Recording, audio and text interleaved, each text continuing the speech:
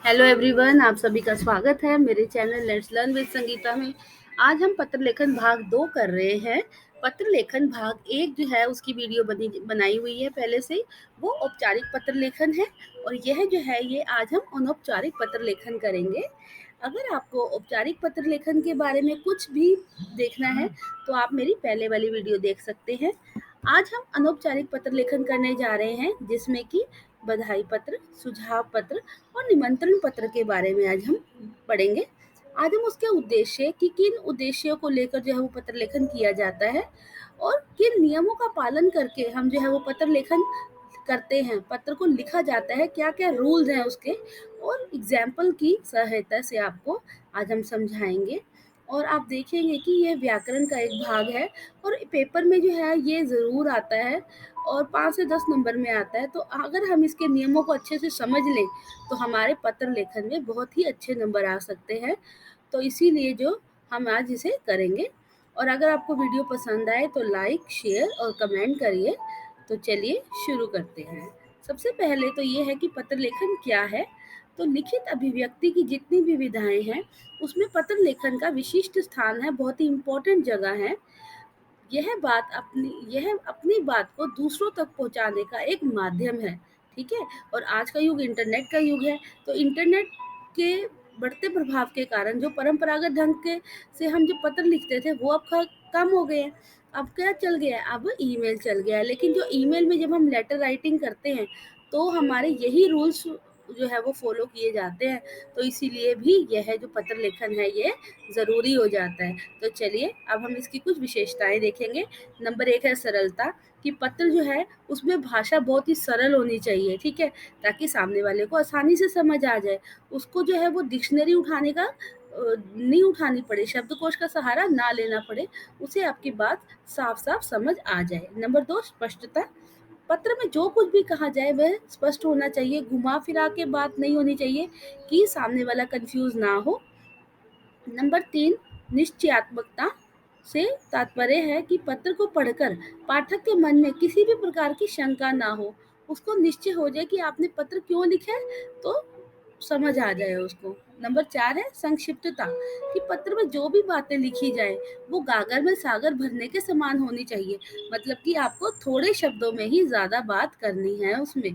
अगला है मौलिकता। कि पत्र में रटे रटाए वाक्य या पुस्तकी वाक्य नहीं होने चाहिए। पत्र लेखक जो है वो पत्र में जो कुछ भी वो कह रहा है वो मौलिक होना चाहिए, सही होना चाहिए, तथ्य के साथ होना चाहिए। ठीक है। और उद्देश्य पूर्णता। कि हर कोई लेखन का कोई जो है कोई ना कोई उद्देश्य जरूर होता है। अतः पत्र लिखते समय जब हम पत्र के उद्देश्य को अपने मन में रखते हैं तो उसे ध्यान रखना है कि वह पत्र का जो उद्देश्य है कि हमने पत्र लिखा क्यों है वो साफ दिखाई देना चाहिए। वही बात है कि हमें शब्दों को बहुत ही ध्यान से जो है इस्तेमाल करना है और उसे जो है वो घुमा फिरा कर बात को नहीं कहना है। बात को संक्षिप्त रखना है, ज़्यादा फैलानी नहीं है बात, क्योंकि शब्दों की भी लिमिट होती है। शब्दों को लिखा जाता है कि आपने 50 से 100 शब्दों में जो है वो पत्र को लिखना है। तो आप अगर 200 शब्दों में उसको ले जाएंगे तो वो भी गलत रूल हो जाएगा। ठीक है। अब यहाँ देखिए पत्र जो है वो 2 प्रकार के होते हैं। ठीक है, वो आपको पता ही है।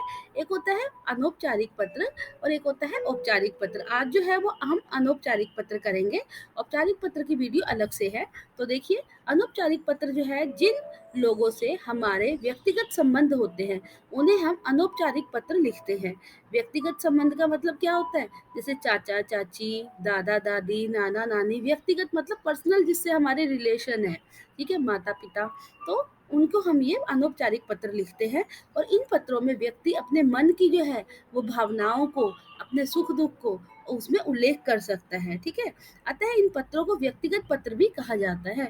और इन पत्रों में जो भाषा शैली होती है में अनौपचारिकता का पुट मिलता है कि हम उसमें अपने मन की बात कह सकते हैं। जैसे कि हम अपने मित्र को पत्र लिख रहे हैं तो हम उसमें आराम मतलब बहुत ही ऐसे नहीं, बहुत ही उसमें हम देखते नहीं है कि संक्षिप्त में हो। तो उसमें जो है वो हम अपने मित्र को जब पत्र लिख रहे हैं तो उसमें हम आम बोलचाल की भाषा का भी इस्तेमाल कर लेते हैं। नंबर दूसरा है औपचारिक पत्र। ये पत्र औपचारिक संदर्भों में लिखे जाते हैं, जैसे कि दफ्तर में लिखना या फिर किसी अध्यापक को लिखना। ठीक है, किसी कार्यालय में लिखना। तो ये पत्र तब इस्तेमाल किए जाते हैं जिन लोगों के साथ इस प्रकार का पत्राचार किया जाता है उनके साथ हमारे व्यक्तिगत संबंध नहीं होते, हम अपने उन्हें जानते नहीं हैं, ठीक है? तो इसमें जो है वो औपचारिक भाषा का ही प्रयोग किया जाता है, इसमें हम ऐसे रनिंग लैंग्वेज का यूज़ नहीं करते हैं, ठीक है? और वीडियो पसंद आए तो सब्सक्राइब ज़रूर करिए। चलिए, अब हम देखते हैं अनौपचारिक पत्राचार। पत्राचार का अर्थ होता है पत्र आचार, पत्र को लिखना, ठीक है? अब आजकल हिंदी में भी अंग्रेजी पत्रों के अनुसार ही पत्र लिखे जाते हैं। पत्र के निम्नलिखित अंग होते हैं, ठीक है? सबसे पहले जो है वो पत्र लेखक का पता लिखा जाता है कि पत्र के सबसे ऊपर बाईं ओर पत्र लेखक का को अपना पता लिखना चाहिए। यदि छात्रों को परीक्षा भवन में पत्र लिखने का निर्देश दिया जाता है तो उन्हें अपना पता ना लिखकर परीक्षा भवन या नगर का नाम जहाँ परीक्षा हो रही है लिख देना चाहिए। छात्रों को ऐसा कोई भी संकेत नहीं देना चाहिए जिससे कि उनकी पर्सनल जो है व्यक्तिगत जानकारी किसी को भी मिल पाए, ठीक है? तो सबसे पहले क्या होता है अनौपचारिक पत्र में, अगर वहाँ पर एग्जामिनर ने एग्जामिनेशन हॉल में आपको वहाँ पर वो नहीं दिया हुआ है, एड्रेस नहीं दिया हुआ है या तो आप क्या लिखेंगे? परीक्षा भवन लिखेंगे। और कई-कई बार आप देखेंगे वहाँ पर लिखा होता है कि मान लीजिए कि आप जो है वो राकेश है, तो आप वहाँ पर अपना नाम राकेश ही लिखेंगे, ठीक है? तो वो क काल्पनिक नाम अगर वो दे देते हैं तो वो ही लिखना है, और अगर वो नहीं देते हैं तो आजकल तो परीक्षा भवन हम लिख सकते हैं, और वो कहाँ पर हो रहा है, जहाँ भी जिस भी स्टेट में हो रहा है या जहाँ भी हो रहा है, हम उसका ही जो है वो लिख सकते हैं। जैसे परीक्षा भवन नई दिल्ली, ठीक है? तो परीक्षा भवन पटियाला, परीक्षा भवन चंडीगढ़, परीक्षा भवन मध्य प्रदेश, ठीक है? ऐसे करके हम लिख सकते हैं। तो नंबर दूसरा देखिए दिनांक। पत्र लेखक को चाहिए कि पता लिखने के बाद ठीक उसके नीचे जो है वो दिनांक लिखेगा। परीक्षा भवन, जैसे कि लिखा हुआ है परीक्षा भवन नई दिल्ली। फिर उसके बाद देखिए ऊपर देखिए कि दिनांक, दिनांक आपने दिनांक नहीं लिखना है, आपने यहाँ पर 15 अप्रैल 2000, अब जैसे 2023 चल रहा है या 2022 चल रहा है, तो अब जैसे 2023 है तो 2023, या फिर आप लिखेंगे 15/04/2023, ठीक है? उसके बाद है संबोधन। संबोधन क्या होता है? अनौपचारिक पत्रों में संबोधन का विशेष महत्व रहता है, क्योंकि पत्र पढ़ने वाला सबसे पहले इसी को पढ़ता है, ठीक है? जैसे ही पत्र खुलेगा तो सबसे पहले इसी को पढ़ेगा। इन संबोधनों के माध्यम से पत्र लेखक पाठक के प्रति अपनी भावनाओं को व्यक्त करता है। संबोधनों को देखकर ही यह अनुमान लगा लेता है कि पत्र अपने से छोटे को लिखा गया है या बड़े को, तथा कितना प्यार या सम्मान व्यक्त किया गया है, ठीक है? जैसे कि अब देखिए कुछ नमूने आपको दिए गए हैं, कैसे? जैसे कि आप सबसे पहले लिखते हैं पूज्य पिताजी ऑब्लिक पूज्य माताजी हो गया या गुरुजी हो गया, ठीक है? आदि। आप ऐसे जो है वो जी लगाकर उनको संबोधित करते हैं। नंबर दूसरा आदरणीय चाचा जी हो गया, मामा जी, भाई साहब, दीदी, भाभी जी आदि। नंबर तीसरा देखिए श्रद्धेय चाचा जी, गुरुवर आदि। और नंबर 4 छोटा अगर होएगा तो प्रिय भाई, मित्र आदि, ठीक है? ऐसे जो है वो इन शब्दों का इस्तेमाल आप करेंगे जब आप संबोधित कर रहे हैं किसी को कि आप किसे पत्र लिख रहे हैं, ठीक है? आप सीधा नहीं लिखेंगे पिताजी, तो पूज्य पिताजी लिख सकते हैं, आदरणीय पिताजी लिख सकते हैं, ठीक है? तो नंबर 4 देखिए शिष्टाचार सूचक पदबंध अभिवादन की उक्तियाँ, ठीक है? इसमें क्या है कि हमें शिष्टाचार दिखाना होता है वहाँ पर, जबकि हम उन्हें बताते हैं जब, जैसे शिष्टाचार या अभिवादन के वाक्य इस पर निर्भर करते हैं कि संबोधन किस प्रकार का है। शिष्टाचार के कुछ पदबंध इस प्रकार हैं, जैसे कहते हैं हम चरण स्पर्श का मतलब होता है कि पाँव छूना, ठीक है? या प्रणाम या नमस्कार या वंदे या सस्नेह, सप्रेम नमस्ते, प्रसन्न रहो, चिरंजीवी रहो आदि। तो ये शिष्टाचार के कुछ सूचक हैं, ठीक है? ताकि आपको पता चलता है आपके अंदर कितने एटिकेट्स हैं। जब पत्र लिखा जाता है तो बहुत ही मैनर से लिखा जाता है, ऐसे रनिंग में नहीं लिखा जाता है। तो उसके लिए शिष्टाचार सूचक का भी बहुत ही महत्वपूर्ण स्थान है, ठीक है? इसके बाद देखिए विषय वस्तु या मूल कथन। अब शिष्टाचार सूचक शब्दों के बाद पत्र की मूल विषय वस्तु आती है। ठीक है? तो ये जो है वो इसे कथ्य भी कहते हैं। तो इसे विषय विषय की मूल वस्तु लिख दी आपने बीच में। फिर समापन ये निर्देश या निर्देश है। इसका मतलब कि जैसे आपका खत्म हो रहा है नीचे, ठीक है? समाप्ति के बाद जो है वो पत्र की समापन की बारी आती है, तो उसमें आप क्या लिखते हैं? आपका या आपका ही, तुम्हारा या स्नेहाक्षी आदि, ठीक है? अब पत्र लेखन का नाम, स्वनिर्देश के नीचे जो है वो पत्र लेखक जो है वो अपना नाम लिखेगा और परीक्षा भवन में पत्र लिखते समय क, ख, ग या अ, ब, स, ठीक है, आदि लिखा जाता है। जैसे इंग्लिश में हम लिखते हैं एबीसी, तो हिंदी में लिखा जाता है अ, ब, स, ठीक है? चलिए, इसके बाद अब ये देखिए प्रारूप, एक बार यहाँ पर फॉर्मेट देख लीजिए, ये देखिए, सबसे पहले ऊपर लिख दिया अ, ब, स, जिसका कि वो नाम नाम बता रहा है F24 24 गुवाहाटी का है ये, ठीक है? दिनांक लिख दी उसके बाद उसने 15 मई 2000 जो भी है, 2023 है तो 23 लिख दीजिए। आदरणीय चाचा जी, ठीक है? ये संबोधन कर दिया। फिर सादर प्रणाम, प्रणाम करा जा रहा है उन्हें। फिर कह रहा है कि कल आपका पत्र मिला, समाचार मिले, आप सब स्वस्थ स्वास्थ्य से बेहतर है, यह जानकर प्रसन्नता हुई। इसके बाद ये फॉर्मेट जो लाइन डाली है, इसमें आप अपनी जो भी आपने पत्र लिखा है उसके बारे में आप यहाँ पर लिखेंगे कि क्या रीज़न था आपने पत्र लिखा। फिर एंड देखिए, आदरणीय चाचा जी को प्रणाम और संजू को स्नेह। संजू अपना भाई हो सकता है, बहन हो सकती है, उसको प्यार दे रहे हैं। उसके बाद आपका प्यारा भतीजा क, ख, ग, ठीक है? वहाँ पर नाम नहीं दिया था इसीलिए अ, ब, स लिखा था, नीचे भी नाम नहीं दिया इसीलिए हमने क, ख, ग और लिखा है। और आप ध्यान से देखिए कि जब अब पहले जो है वो पत्र लेखन जब हम लिखते थे, तो उसके अंदर कुछ जो शब्द है वो दाईं ओर लिखे जाते थे और कुछ बाईं ओर लिखे जाते थे। परंतु अब जो नया फॉर्मेट आया है उसके हिसाब से हम सब कुछ लेफ्ट साइड पर ही लिखते हैं, दाईं ओर ही लिखा जाता है, इसके बाईं ओर ही लिखा जाता है सारा का सारा कुछ। अब ये देखिए अनौपचारिक पत्र कितने प्रकार के हैं, ठीक है? बधाई पत्र, सुझाव पत्र, आभार प्रदर्शन पत्र, सूचना पत्र, संवेदना पत्र, शुभकामना, ये क्षमा याचना, अनुमति, निमंत्रण, नाराजगी, निवेदन। तो आज जो है वो हम आपको निमंत्रण और एक बधाई पत्र और एक जो है वो हम आपको क्या है सुझाव पत्र के बारे में आज हम करेंगे, ठीक है? तो ये देखिए सबसे पहले जो हम कर रहे हैं, अच्छा, और मैंने एक पीडीएफ फाइल भी मैं इसमें अटैच करूँगी, जिसको जो नोट्स हैं वो पीडीएफ फाइल में भी चेक कर सकता है।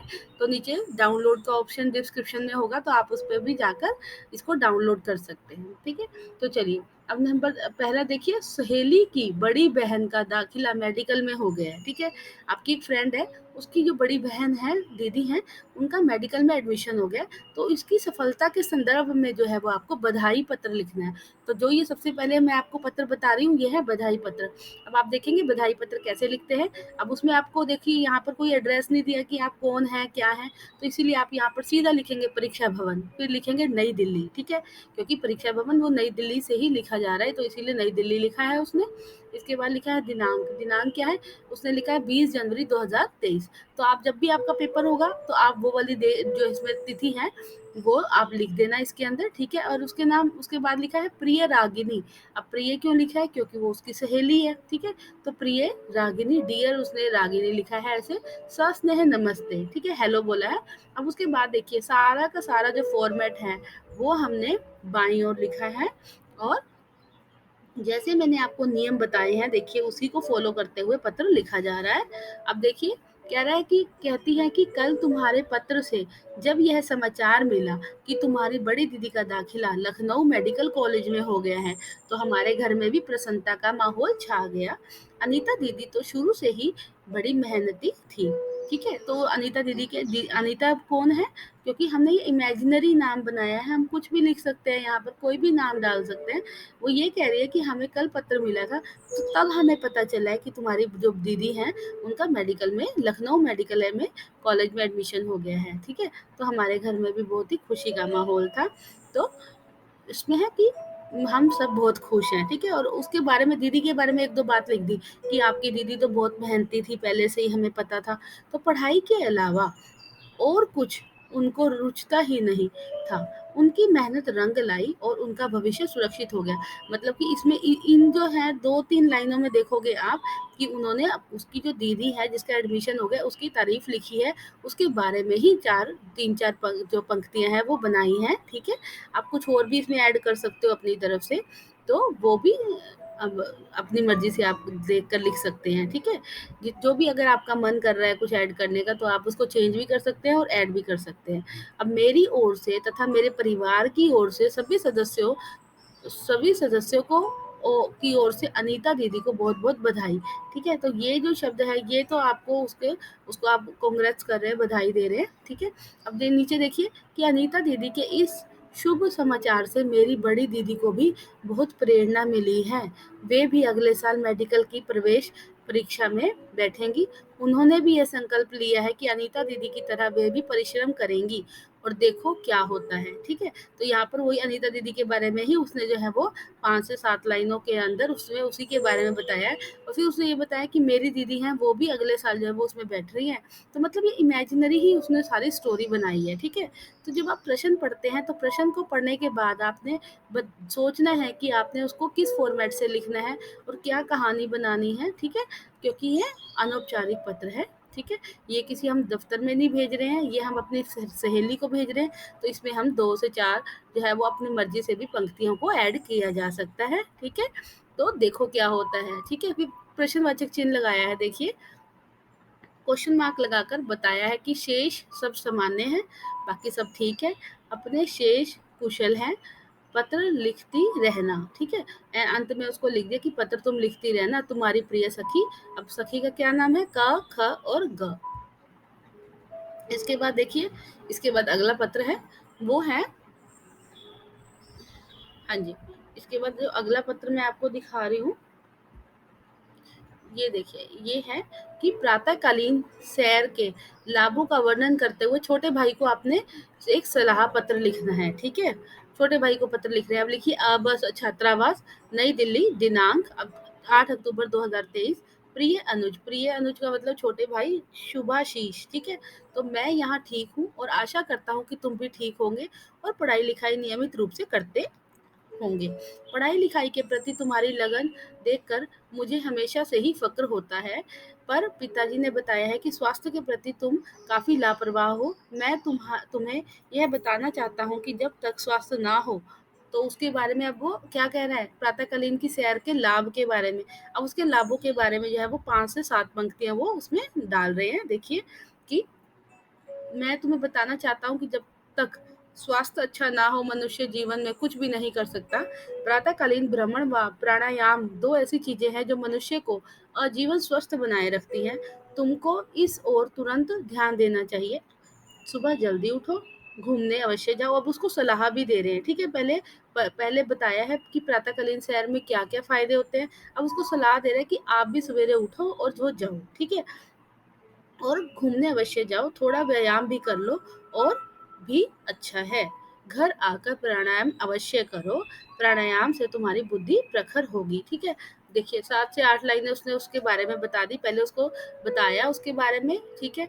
कि प्रातःकालीन की सैर क्यों करनी चाहिए, फिर उसको सलाह दी कि तुम भी करो। ठीक है? तो ऐसे ही आपने आपने भी ऐसे ही पत्र लिखना है। आप अपनी तरफ से भी जो है वो इसमें लाइन्स ऐड कर सकते हैं। और अंत में देखिए, अंत में फिर पैराग्राफ बदल के लिखा है कि मुझे आशा है कि तुम मेरे सुझावों पर अमल में लाओगे। शेष सब सामान्य। शेष सब सामान्य का अर्थ होता है कि बाकी सब सही है। ठीक है? और पत्र लिखते रहा करो। ठीक है? ये जो कुछ लाइन्स है ये आप रट लो, ये बार-बार यही लिखनी होती है। ठीक है? तो आप जब इसको देखेंगे तो आपने बस यही लाइन लिख देनी है अंत में और उसके बाद ही जो है पत्र को समाप्त कर देना है। लिखना है तुम्हारा अग्रज। ठीक है? तुम्हारा बड़ा भाई, अग्रज बड़ा होता है, अनुज छोटा होता है। अगर छोटा होता तो देखिए ऊपर अनुज लिखा है ना? तो अग्रज क, ख, ग। ठीक है? इसके साथ जो है इसने इसको पत्र को यहीं पर समाप्त कर दिया है। पहले जो है सुझाव दिया है और फिर उसको सलाह दी है कि भई ऐसे-ऐसे आपने करना है। ठीक है? अब अगला पत्र देखिए, ग्रीष्मावकाश में शिमला बुलाने के लिए मित्र को आप दिल्ली के मित्र को जो है वो निमंत्रण पत्र दे रहे हैं कि आप छुट्टियां होने वाली हैं तो आप छुट्टियों में मेरे घर आना। ठीक है? अब इसको कैसे करना है देखिए, ब स वही सेम ही। अब शिमला लिखा है क्योंकि शिमला जो है वो बुलाने के लिए आपने अपने मित्र को पत्र लिख रहे हो। अब दिनांक कितना है? 26 मई 2023। प्रिय मित्र कुमार। ठीक है? कुमार मित्र का नाम है। सस्नेह नमस्ते। ये फॉर्मेट हमेशा यही इस्तेमाल किया जाता है। इसको आपने रट लेना है। नीचे की जो 2 लाइनें हैं उनको रट लेना है और जो बीच में आपने अपने मन से कोई कहानी बनानी है और उसे लिख देना है। ठीक है? बड़ा ही सिंपल सा फ़ॉर्मूला है, बस आपने थोड़ा-सा फ़ॉर्मेट को ध्यान में रखना है कि अगर आपको वहाँ पर परीक्षा भवन दिया में कोई आपको काल्पनिक नाम नहीं दिया, तो आपने परीक्षा भवन लिखना है और नीचे क, ख, ग लिखना है, ठीक है? चलिए, अब देखिए इसने कैसे किया है। सस्नेह नमस्ते, आशा है तुम सकुशल होंगे। आजकल टीवी पर दिखाया जा रहा है कि दिल्ली में भयंकर गर्मी का प्रारंभ हो गया है और बच्चे भी बीमार और प्रारंभ हो गई है और बच्चे बीमार ना पड़े, इसीलिए सरकार ने मई के पहले सप्ताह से ही सारे स्कूल बंद कर दिए जाने का अनुदेश आदेश दे दिया है। तुम्हारा भी ग्रीष्मावकाश का अर्थ होता है गर्मी की छुट्टियां, ग्रीष्म जमा अवकाश, ठीक है? गर्मी की छुट्टियां प्रारंभ हो गई होंगी। तुमने अपना क्या कार्यक्रम बनाया है? यदि अभी तक तुमने अपने मम्मी पापा के साथ कोई कार्यक्रम नहीं बनाया है, तो अच्छा होगा कि तुम शिमला आने का कार्यक्रम बना लो, ठीक है? ये शिमला में रहती है। हमारे यहाँ ऊपरी मंजिल पर जो किराएदार रहते थे वे खाली कर गए हैं। देखिए अब वो कुछ कहानी बना रही है, ठीक है? कि ऊपर के कमरे जो वो खाली हो गए हैं, तो ऊपर दोनों कमरे खाली हैं। मैंने अपने मम्मी पापा से बात कर ली है, वे भी तुम्हें और तुम्हारे माता पिता को यहाँ आने के लिए आमंत्रित कर रहे हैं। तुम यहाँ आओगे तो मैं तुम्हें शिमला के सभी दर्शनीय स्थानों पर घुमाने ले जाऊंगा। 1-2 दिन के लिए हम लोग कुफरी भी चलेंगे, तुम्हें बहुत मज़ा आएगा। अपने माता पिता से बात करके कार्यक्रम की सूचना देना। तुम्हारे पत्र की परीक्षा रहेगी। सब लोगों को मेरा प्रणाम निवेदित करना, ठीक है? शेष कुशल है। तो नीचे की कुछ लाइन देखिए सेम ही आती है, ऊपर का तो पैटर्न आपको पता ही है, वो भी सेम आता है। तो बीच का जो कार्यक्रम है वो आपने खुद से लिखना है।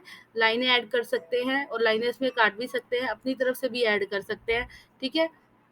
ये शिमला बुला रही है, आपका घर अगर कहीं और है तो आप वहाँ पर भी उसको इनवाइट कर सकते हैं, निमंत्रण के लिए पत्र लिख सकते हैं, ठीक है? तो आपने अब आपको समझ आ गया कि ऊपर वाला पैटर्न देख लीजिए, नीचे वाला देख लीजिए, तो ये तो है ही पक्के ही हैं। और बीच का जो कार्यक्रम जो हम जब शुरू करते हैं कि आशा है कि तुम सकुशल होंगे, ठीक है? तो यहाँ से यहाँ पर सभी जो है वो कुशल है, आशा करते हैं कि आप भी सही होंगे। तो ये जो लाइन है ये सेम ही आती है, सारे जो हमारे अनौपचारिक पत्र हैं वो सभी में ये सेम ही आती है लाइन। तो आप इसको अच्छे से याद करके जो है वो ध्यान से जो है वो इसको कर सकते हैं। मुझे आशा है कि आपको ये वीडियो पसंद आई होगी और आपको डिटेल में सब कुछ समझ आ गया होगा। और अगर आपको वीडियो पसंद आई है तो जल्दी से सब्सक्राइब करिए जिसने नहीं किया है, और वीडियो पसंद आई है तो लाइक शेयर करिए। Thank you for watching.